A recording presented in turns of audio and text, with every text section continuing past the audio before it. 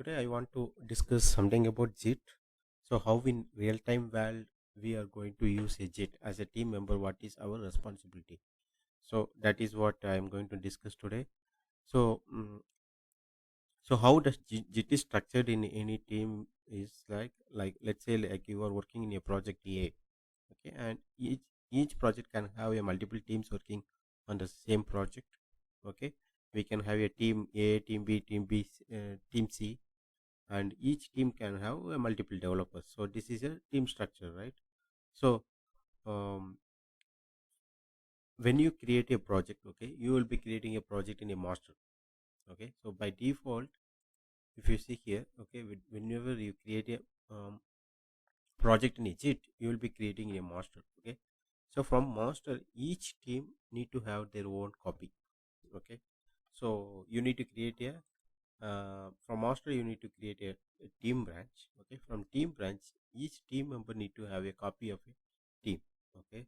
So this is how it is structured, okay. For example, like I am a team member 4, okay. If I want to create a branch, I need to go to a team A branch, and from here I need to say, okay, I need to create a team member 5, right? So team member 5. So create a branch team member 5 from team A. So I need to create my own branch from team A. So that is uh, the structure. From master we have a team branch. From team branch we have a team member branch. Okay. So now we need to clone our branch. So for cloning, like you need to copy, this URL and go to the JIT pass and just enter this command JIT clone. Like go to a directory where you want to clone your branch and JIT clone, say what branch you want to clone, and whatever the URL you gave, right, and just copy it. So I am cloning the team member 2 branch, and it is cloned here, okay. So this is my branch, and if you go to that directly, you can see what is the branch name, okay. And after that you can make a number of changes in that file, like let's say from 444 I'm changing to 555, and I'm saving it, okay. So you can make a number of changes, okay. So now you need to commit and push your changes, right? So there are two keywords. There is you need to commit and you need to push. When I say commit is nothing but committing to your local desktop, okay. All your changes go to your local desktop, okay. Only when you push, it goes to the GitHub, actual server, okay, actual repository, okay.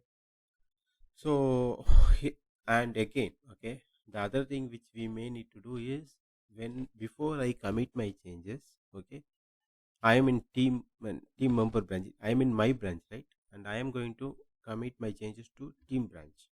So I need to make sure my branch and team branch are in sync, because when I am making changes, some other team members might be doing, checking some changes in team branch, right. So if I commit my changes and without taking the latest copy, my merge fails. Okay, so I need to make sure my branch is always in sync with the team branch. Okay, for that, what you need to do? You need to stash your change. Git test stash, just to give you a message. Okay, and then okay, close, and then git pull. You need to pull all the files, okay, from where, from origin.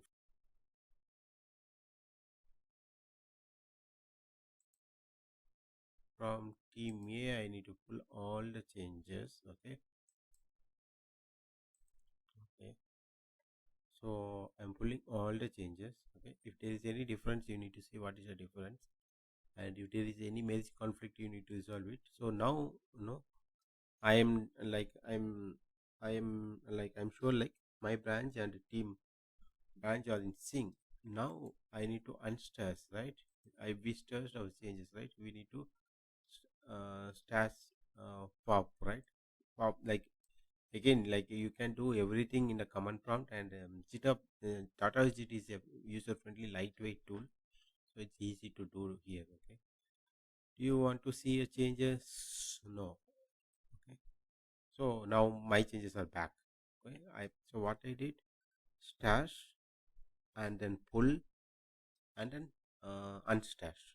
Okay, so now I'm going to commit my changes, git commit and commit. And so as I said, like I can commit, I can keep committing and then do one push, and here it is only one, right? Like commit and push. So these changes will go to my team2 repository. Okay, and that's all, I'm done now. So my changes are in my, my repository, right? My team member repository, team member 2 repository, right? Now I need to merge my changes with the team branch, right? So for that you need to raise compare and pull request, and here you need to select your branch and where you want to merge. It is a team A, and here you can see, okay, what are the changes you have done. Okay, every project, like before you merge your changes, someone in your team need to make sure whatever you have done is right, and they have to merge your changes. Okay, so you should choose a reviewer. Okay, so that's one rule you need to set up, and once you've done that, just go and create a pull request. Okay, so what will happen, like I didn't choose a reviewer here. No, normally the reviewer can go through the changes, and once he so he can go here and he can see what is the changes you did, and once it is done, you just need to go and he can go and merge and confirm merge. So that's all.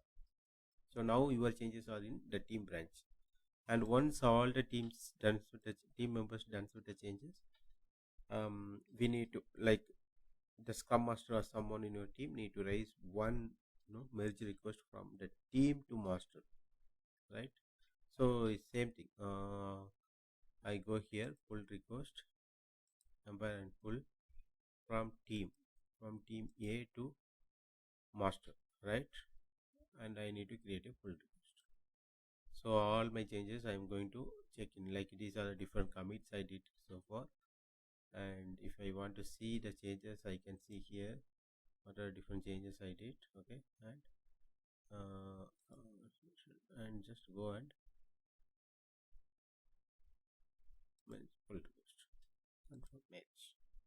So this is from, so all my changes now went to master. So this is a step-by-step process. Okay, so to highlight, first you need to create a branch, and as a team member, okay, you need to create your own branch, make all the changes. Okay, and before checking your changes, stash your change, pull the latest and unstash your change, make sure everything is good. Now you commit and push your changes to your repository.